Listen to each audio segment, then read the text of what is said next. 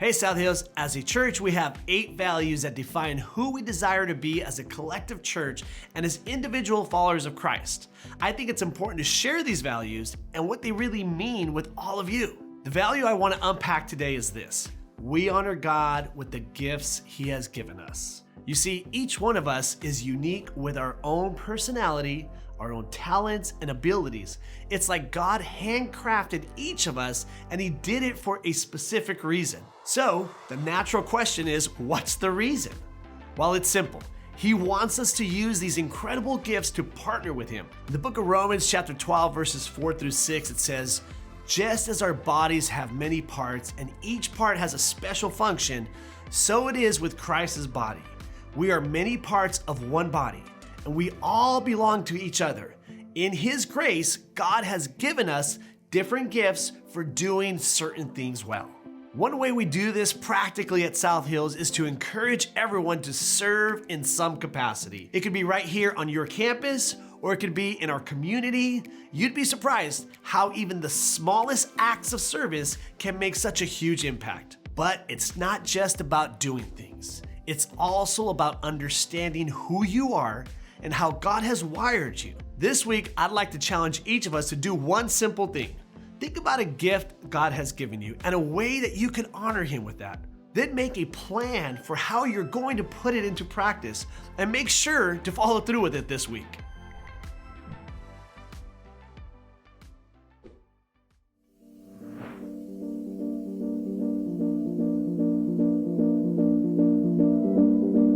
I can quit whenever I want.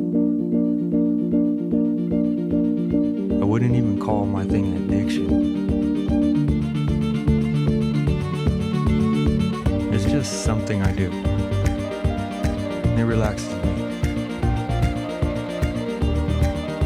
It's not like it's hurting anyone.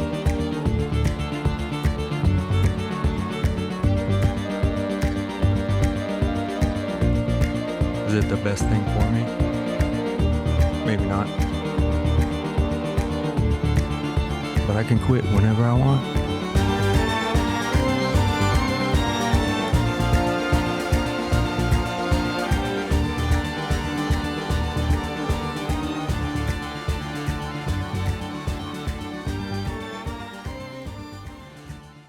So I thought I'd begin this morning by sharing something that will come as a shock to no one, and that is that I don't work out that much.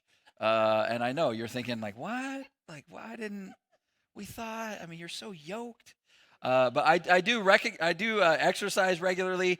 I just don't lift weights. Again, like, not that big of a shocker. I did go to the gym off and on for a while, and there were a few times where there were people that were more clueless than I was that were there. Have you seen some of those stories and memes and pictures online of people who are using workout equipment, but they don't have any idea what they're doing? Like this guy. This guy. That's not what that. It's not what that machine's for, sir. I'm not Mr. Olympia or anything, but I'm pretty sure that's not how it's done. But have you ever experienced that? Not specifically where, you were in a gym doing something like that, but where you didn't know how to do something, but you were too afraid or too embarrassed to admit it and to ask for help. Maybe it was working out, or maybe it was the first time you started cooking something or fixing something on your car. And there's always that great moment where you thought you could fix it, and then now you took it apart and you don't know how it goes back together. Or it was filing your taxes, or maybe it was some part of your job that you didn't know, and you didn't know, but you didn't want other people to know that you didn't know, and so you just kind of dove in and were like, I got this. And the problem is it didn't go like you thought it was going to go. And when I was in high school and kind of college age, I skied a little bit. We were living in Sacramento, and so we'd go to the Sierra sometimes, usually a few times every winter, and would ski a little bit here and there. And I did it enough for a while to enjoy it, but not enough to be any good at it. Like, I was not really good. Like, green circles were my jam. You know what I'm talking about? Where it's like the green circles and the blue squares and then the black diamonds. Occasionally, I'd mix in a blue square, which was getting an intermediate, kind of medium difficulty. But I only had one way of doing things when I skied, and that was to point my skis at the bottom, tuck, and just full throttle, wide open, just bomb my way down the run. That was the only way I knew how to do it. And so like my second or third time skiing, I went up with my brothers and some of my friends, and they were all way better, way more experienced than I was. And they wanted to just go straight to the top of the mountain. And I was like, how hard can it be? I mean, it's not that big a deal. And so I was in way over my head. I just didn't know that I was in over my head until we got to the top. And I had no idea what I was doing, but I certainly didn't want to admit it to them. And so, all on the way up, they're like, are you sure you want to do this? Which should have been a red flag. But I was like, yeah, I mean, I got this. Like, come on. Like, I've done this twice. All right. So let's just. And so we get off the lift, and that's when I realized that there's a difference between that green circle and a black diamond. And so I was terrified, but I was in too deep. I couldn't admit it. It wasn't like you can just hop back on the lift and ride it back down. It's not an option. And so they all just took off, and like I stood there for what felt like an eternity, trying to just contemplate my life. And when I finally got the courage to sort of drop in, it took about 5 to 6 seconds before I fell and crashed harder and tumbled for a while than I'd ever done before. And so I just decided, I took my skis off and I put them together, and I didn't do the walk of shame because it was too steep for that. I did the butt scoot of shame down this black diamond run all the way down. And it like ended right where there's a lot of people like getting on the lift. And so I'm scooting down, and all these people are just watching me like, oh, here he comes. It's taking him like 45 minutes to go like 100 yards. But what's funny is the reason why we don't admit what's going on when we're in those moments, the reason why we don't ask for help when we don't know what we're doing, is that we don't want to look stupid, right? Or we don't want to mess things up. But because we don't ask for help, we end up looking stupid and or messing things up, which is, I think, the definition of irony.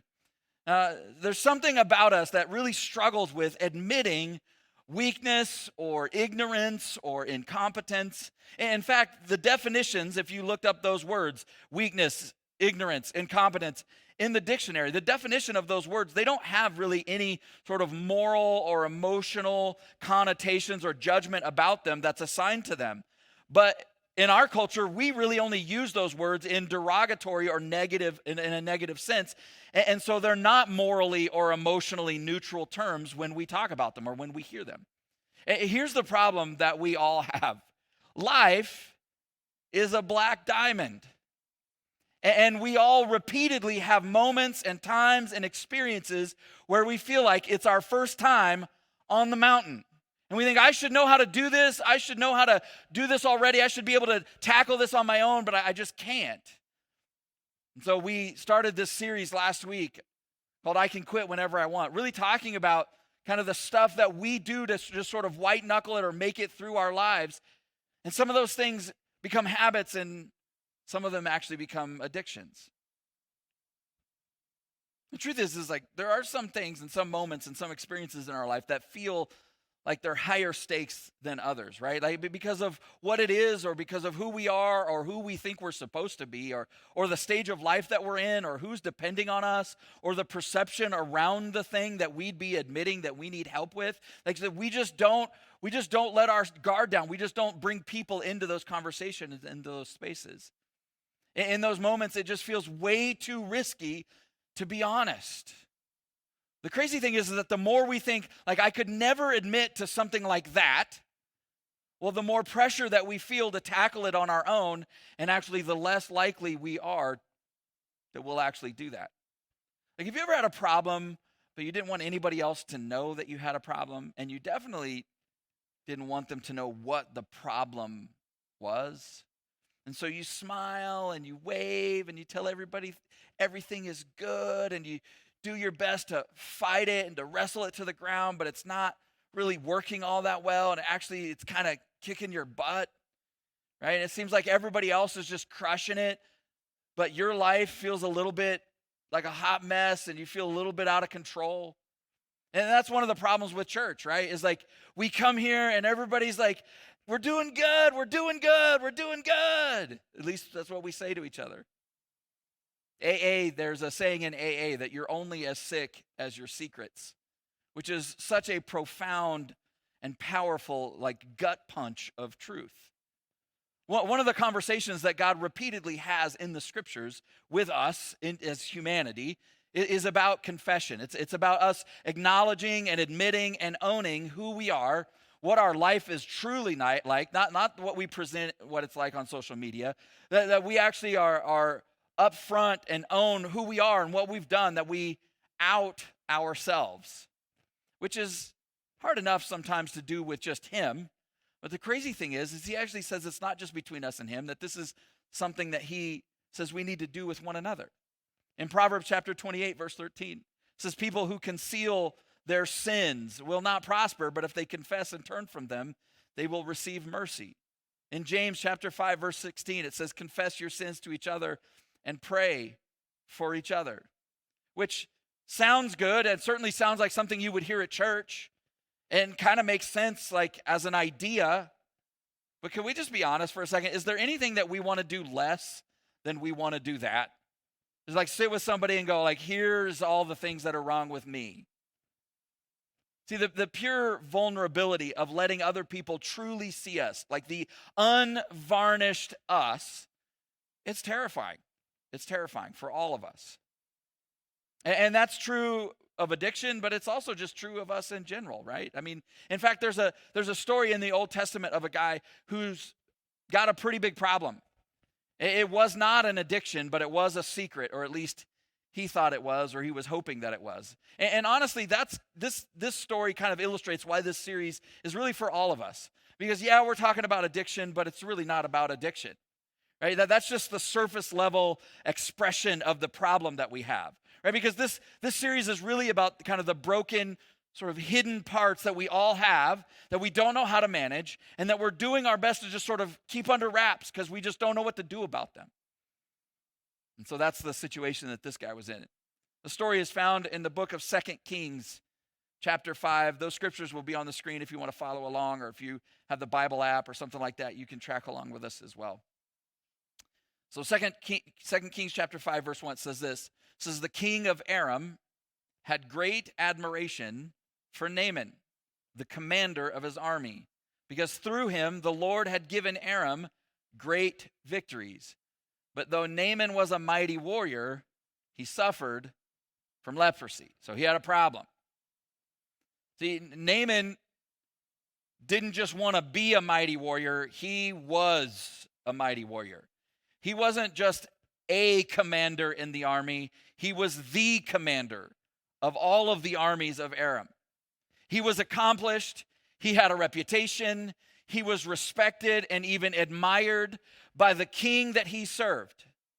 But he also had a secret. And it says it all nonchalantly in the story, but that he had leprosy, but leprosy was incurable. Whatever he had, it was incurable. It was a slow, painful death sentence. When he was on his horse leading his men into battle, he seemed invincible. But back home, when the armor came off, there was no hiding the problem. I mean, isn't that true of us? That we all have things we'd rather that people just not see about us. So we do whatever we got to do to direct their attention where we want it to go, which is partly why so often we try to focus people on the fact that we're publicly amazing so that they won't see that we're privately a mess.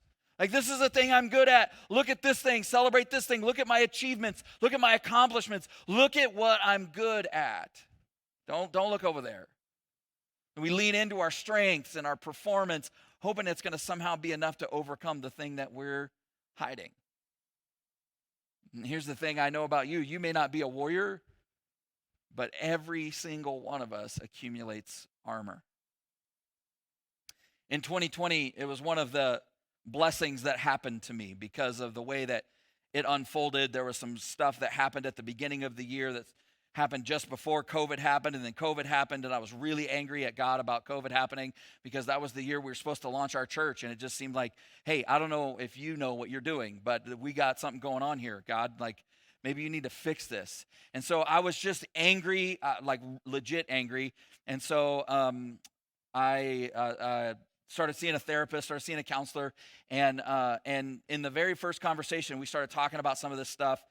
And I was sharing, kind of bringing him up to speed on the last sort of 3 or 4 years of our life, which had been kind of a mess and a lot of painful things, some of it in church and ministry and as a pastor, some of it was personal and private stuff. And so I was just sharing all of that stuff.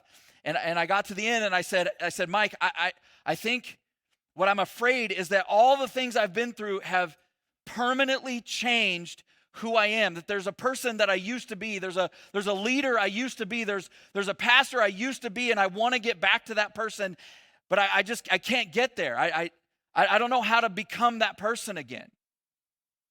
And he paused and he let me talk for a minute, and he's like, Randy, that's ridiculous. Like, you are that person. You've just spent the last 5 years like piling in all this armor over yourself because you got hurt. Now you're shielding. Now you're holding people off, and you're not. And when he said that, I don't know what happened, but I burst into tears. And I sobbed for a solid 5 minutes. Because it was the weirdest thing that he could look through all of that and actually see me. See, we all accumulate armor.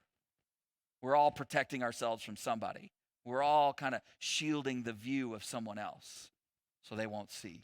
I wonder for you, what's your armor? What is it that you cover up with to hide what you don't want to deal with? Where is it that you think, as long as I keep doing this, no one will pay attention to that? Because we all got those things, right? If you've ever dealt with addiction, you know that eventually that starts getting in the way of this. But then you reach a point where you can't do this without that. And now you feel stuck and trapped. What is it that you've thrown yourself into to avoid facing some other part of yourself in your life? For Naaman, he just kept putting on that armor, getting back on that horse, and heading off to war because that's his job and somebody's got to do it. But all that's about to change in a single conversation. 2 Kings chapter 5, verse 2, this is what happens. It says, at that time, Aramaean raiders had invaded the land of Israel, and among their captives was a young girl who had been given to Naaman's wife as a maid. And one day the girl said to her mistress, I wish my master would go to see the prophet in Samaria. He would heal him of leprosy. Okay, so now we actually know his family obviously knows. By the way, family always knows, right? The people you live with, they see you. You can cover up a lot, but they see you. Even when they don't know, even when they don't see, they see and they know. They can tell something's off. And not only does Naaman's family knows, his wife knows, obviously, the servant girl, the girl that's in their home knows. See, I think part of the fear that we have in letting people actually see us and letting our guard down and people actually seeing the problems that we have is that we're afraid that they might actually agree with us. That we go, hey, this is a problem. And they go, yeah, we know that is a problem. Because you know what I want someone to say when I share something that I know that needs to change in my life? You know what I want them to say? Nah, you're fine, man. It's not that big a deal. Look at how messed up they are. You're doing good compared to them. I call it the do I look fat in these jeans paradox. Because we don't really want the truth. We want somebody to say, no, those are your jeans, man. You rock those. So I see people post this quote all the time that says, hurt me with the truth, but never comfort me with a lie. And in theory, we all agree with that. We do. Right? But most of the time, that's just kind of an aspirational thing that we have. Because the truth is, we don't want the real answers. We just want reassurance that we're okay. We want somebody to come along and say, nah, you're good. You're good. You got this. You go. You're a king. So Naaman's servant girl, she has this enormous courage. She decides to bring it up out of the blue. Have you ever noticed how easy it is to ignore something you don't want to hear, especially when it comes from somebody that you don't want to hear it from? Yeah, why don't you mind your own business, right?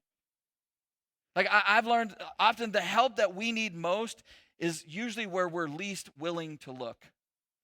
But this girl, she ain't no dummy. She doesn't tell him, right? She thinks, who's more powerful than the commander of Aram's army? And of course, the answer is the commander of Aram's army's wife. I mean, there's only two people that Naaman listens to in his life, and one of them is the king.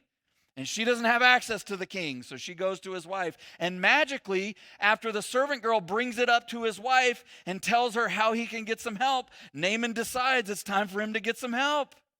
It's funny how that happens, isn't it? So verse 4, it says this. So Naaman told the king what the young girl from Israel had said.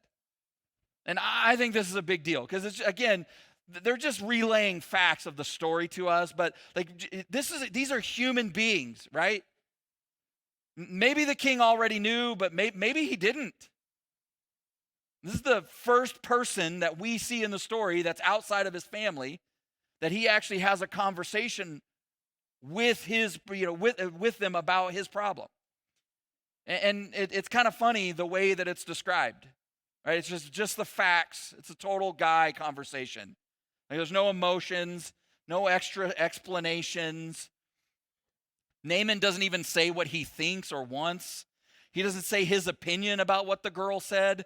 He just tells him, hey, man, so, that thing, I'm not. So the servant girl told my wife that,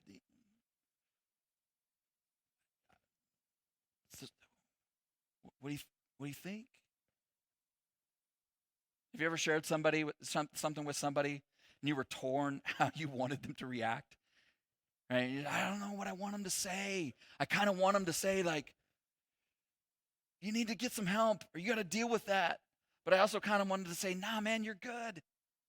Right? Part of you wants them to point out that right now really isn't a great time for you to be taken off to deal with this thing. Because if you do it now, it's going to affect your ability to do all the stuff that you're really good at, Naaman. And who's going to do that stuff? We're kind of on a roll right now. I don't know if you looked around. We've had a lot of victories, man. Don't listen to that girl. And your wife loves you no matter what. But dude, you're important. You're important to us. You're important to the country. You're important to God, Naaman. Look at all the other people who depend on you. Look at all the good that you're doing in your life.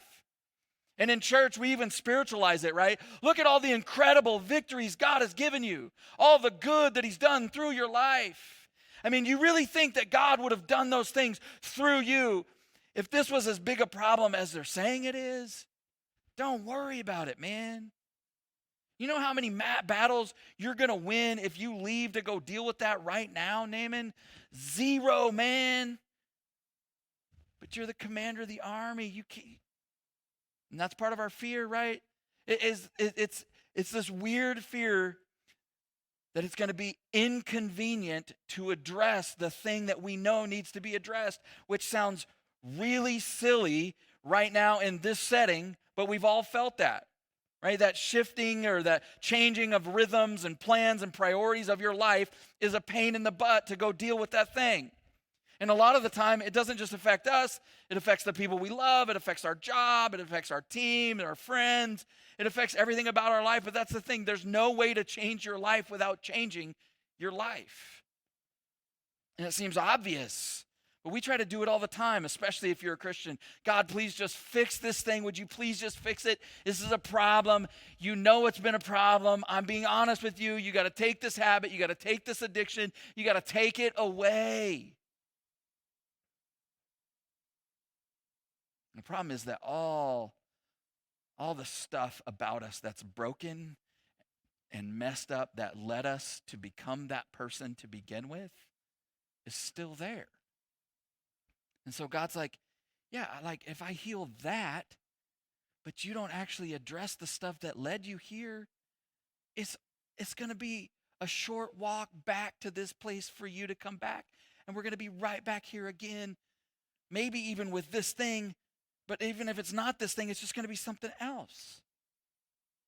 So Naaman takes the risk and he tells the king, and the king agreed with the servant girl. And he tells him to go find the help that he needs. So he leaves and he takes his whole entourage, and he's got a company of soldiers with him and horses and gifts. And this is what he does in verse 9. It says, Naaman went with his horses and chariots and waited at the door of Elisha's house.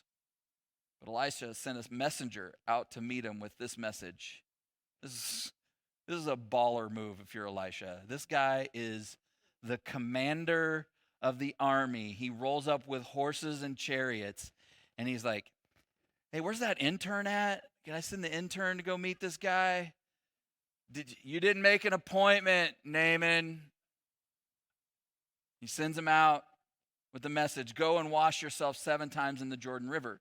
Then your skin will be restored, and you will be healed of your leprosy. But Naaman became angry, and he stomped off. He stalked away. I thought he would certainly come out to meet me.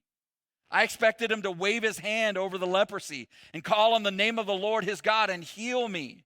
Yeah, he wanted a magic trick. Isn't that what we all want? I thought I was going to show up and you would just pray this prayer and wave your hand over me and God would come down and I would be good. Verse 12, aren't the rivers of Damascus better than any of the rivers of Israel? Why shouldn't I just wash in them and be healed? And so Naaman turned and he went away in a rage. And this is why we don't reach out to people for help, right? And ask them. They're just going to tell us to do something ridiculous that we don't want to do. And probably ain't going to work anyway. I mean, that's what he's saying is like, in the river, Jordan River, I live by 5 rivers. What are you talking about? I could have just gotten the river. See, I think part of the reason we stay stuck is because we're afraid that we'll end up having to do something embarrassing or uncomfortable. And that's really what we don't want to do, right? Because he's like, I can tell you what I'm not going to do. I'm not going to take off my armor. I'm not going to get off my horse, take off my armor, strip down, and go get in that river, and then let everybody see what I've been hiding. I can tell you I'm not going to. Do you know how humiliating that is? Do you know who I am? I am Naaman the Aramaean, captain and right hand to his majesty, King Ben-Hadad II, commander of the armies of Aram, and I will have my vengeance in this life or the next. Okay, that last part was gladiator, but it just felt like it fit, so I went with it. But you get the picture, right? Like, we're like, I want to get better. We do that. I want to get better as long as I don't have to do anything I don't want to do to get better, which is the problem, because often the thing that we most need to do is the thing that we least want to do. Have you ever noticed that about yourself? I'm not going to go to counseling with my wife or my husband. They're just going to gang up on me. We tried that once. I don't need to join that program. I can kick this thing on my own. I don't really need a small group to build relationships with and do life with. It's nobody's business what I'm going through at home. I don't really need that coach. I'm not the problem. It's my teammates that are the problem. I'm not going to do that thing. I tried it once before, like for 2 days in 2010, and it didn't work. And so we stay trapped because healing always, always, always requires humility. And we don't want to do that thing. See, Naaman believed that Elisha was a prophet who spoke for God. But when God spoke to Naaman through Elisha, he got mad and stomped off because he didn't like what he said. How many times have we done the same? Like we ask God for his help, for his wisdom, for his direction, but then he doesn't do it the way that we want him to do it. So we just are like, a lot of help you are. In fact, when you read through the New Testament in the life of Jesus, he often asked people the question, what do you want me to do for you? But you know what he never asked them? He never asked them, how do you want me to do it? What do you want me to do? Oh, is that what you want? Okay, that's what I'll do. But he often did it in ways that they didn't really like. Can I just tell you something and kind of save you the suspense and frustration and disappointment? God's way ain't going to be your way. Because he's going to do what's best for you. He's going to do what's most loving for you, not what's easiest. So a lot of times we're like Naaman. We don't want to work with God for our healing. We just want God to work for us. God, this is what I want you to do. You need to fix it. And then when he doesn't, we're just like, I knew you weren't real. I knew you don't care. When Naaman didn't get what he wanted, he got mad and stomped off in a tizzy. I mean, think about what he's saying in that moment.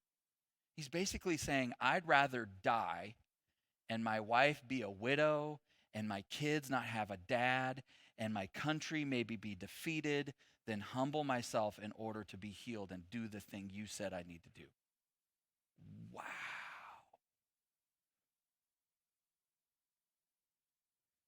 Have you ever done that? So fortunately for him, he had some people around him who cared enough about him to call him out on it and go, dude, what are you doing? Verse 13, but his officers tried to reason with him and said, sir, remember, he's their commander, so they're trying to be really respectful. If the prophet had told you to do something very difficult, wouldn't you have done it? If he just said, like, march around my house for 8 days and stand on your left foot and then do a handstand and then you'll be healed. So you should certainly obey him when he says something as simple as go wash and be cured. They're like, sir, commander, sir, with all due respect, sir, you are being an idiot, sir. See, I think this is the last part of the fear that we have in confessing things and letting other people in, is that when we do that, we know that there's an accountability to it, right? We know that now all of a sudden we're accountable to everything that's going on. And we don't like that. I'll hold myself accountable, thank you very much.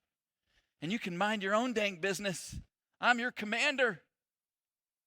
Because every single one of us has times where we're like, listen, I want to grow and I want to change and I want to heal and I want to get better and I want you to help me, except for the times when I still want to do the old thing and be the old me, and then I want you to shut up and leave me alone. See, I've discovered in my life that my brokenness thrives in the darkness and pride of my independence and isolation from other people. But healing always requires the light of humility and connecting with and confessing to other people.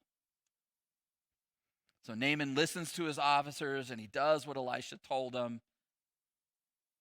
And this is what happens. So Naaman went down to the Jordan River, verse 14, and he dipped himself 7 times as the man of God had instructed him.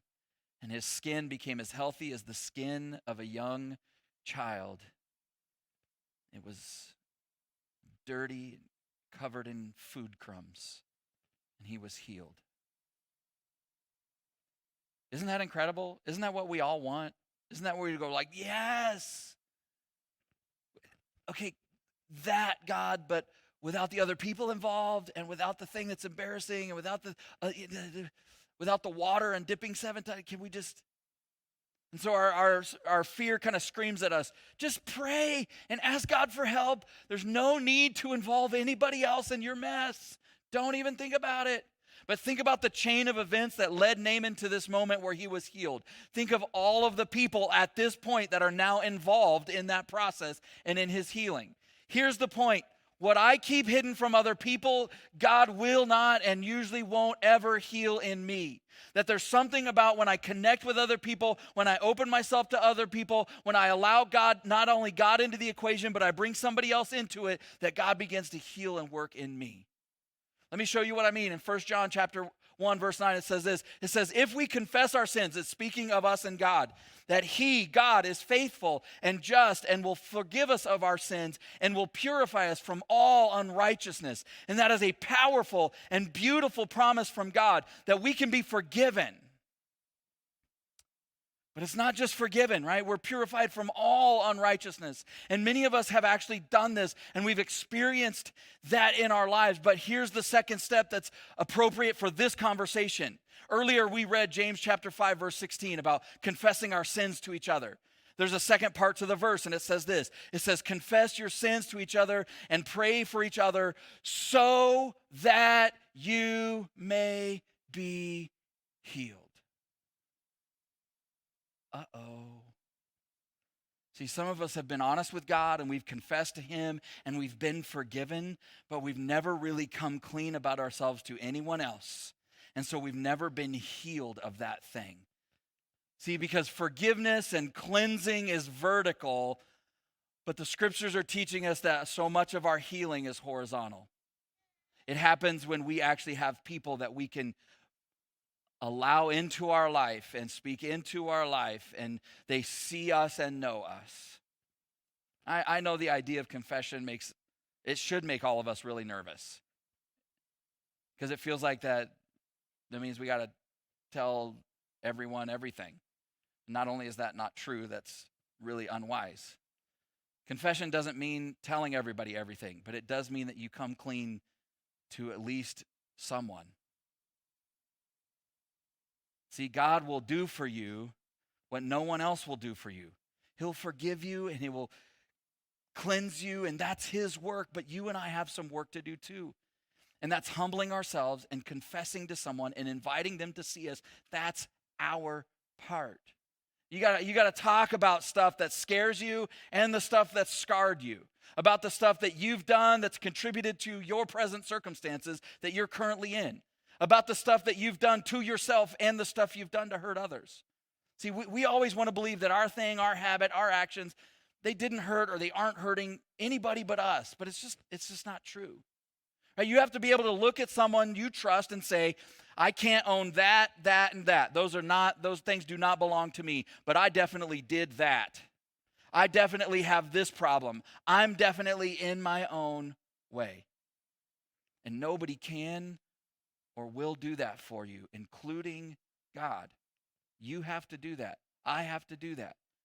Because we're always as sick as our secrets, but that's the good news is we're only as sick as our secrets. And you begin to invite people into that space, God begins to heal you and you confess one to another. There are 2 or 3 friends that I have that have been lifelong, ride or die, deep, long friendships. Those 3 men, they know my life inside and out. They see all the good, all the bad, and all the ugly. They know when I'm pretending. They know when I'm hiding because I've invited them in. And it's only, looking back now, I can see that it's only because there are those kinds of relationships in my life that God has healed certain parts of my life, that God has allowed me to get stronger in a place that I was weak. It was uncomfortable. It was not my favorite thing to do. I love and respect these men. I want them to love and respect me. And so the temptation is just to show them the good and the wins and how great and talented and passionate and what a great leader and pastor and husband I am. That's not where the healing is. So here's what I want to triple dog dare you to do. Number 1, start with God. Confess to him. He already knows anyway. Let him forgive and cleanse you. Let his light pour in to that dark corner of your soul. Secondly, if you haven't done that first one, start there. But many of us in this room have done that. Secondly, confess to somebody in your life. And maybe this is the easy way you can sort of ease into it. Write down some honest confession of some habit, something you've been struggling with, and then choose somebody that you trust to just hand it to them. So you don't have to say it. You can just sit with them, hand them what you wrote, and have them read it, and just go, hey, I just want you to know. Like, I needed to say that to somebody. And if it's somebody you trust and they know you that well, you know what they're probably going to say? I know. I was just waiting for you to tell me. See, life is a black diamond, man. Don't go it alone. You don't have to settle for just being forgiven and cleansed. That's amazing. That's amazing when you have that connection with God. But you can move beyond that and get healed. When we confess one to another, and that's the key to that relationship. It's not, I'm going to somebody above me and I tell them all my secrets and then they hold that over me, because that's what we're all afraid of. Now this person has power over my life. No, it's we confess one to another, that we let each other see one another.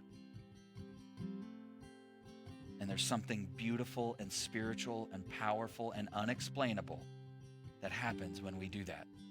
God begins to heal our life. South Hills Church, I just want to take a moment and say thank you for watching our service online. Whether you're watching it for the first time or you're watching it again because you enjoyed the service so much from the weekend, I'd like to take a moment and dive into our giving. Every week we give people the opportunity to give back and give to the local church so that God can continue to bless your lives and bless your finances. Here at South Hills, we believe that everything comes from God. We believe that He's the one that chose us and brought us into this world, gave us our gifts and talents and abilities. And I just want you to know that when we give, we are giving back what God has already given to us. If you've ever seen any of our envelopes at a South Hills campus, you'll see on there that it says, every week at South Hills, your generosity is giving people the opportunity to live a better story. And there's a scripture on there in Matthew chapter 6, verse 21 that says, where your treasure is, there your heart will be also. So I want to encourage you today to click down below and set up your giving, whether it's for the first time or whether you're doing reoccurring giving. We have 4 ways to give here at South Hills. 1, you can do it in person at any of our campuses through an envelope. Or 2, you can actually text any amount that you would like to 84321. And the 3rd way is to download our Church Center app. I encourage you to do this one because the Church Center app gives you opportunity to stay connected with our church and your campuses. It's a great tool and resource for you to know what's going on. And the 4th way to give is to give online. You can go to southhills.org/give and you can set up your giving there. Whether you're a guest of our church or whether you are a member of our church, whether you simply just like to watch our services, I encourage you to trust God with your finances so that He can bless and anoint your finances, and you can be trusting God in this journey of living life to the fullest. I love you, and thank you for watching our online service today.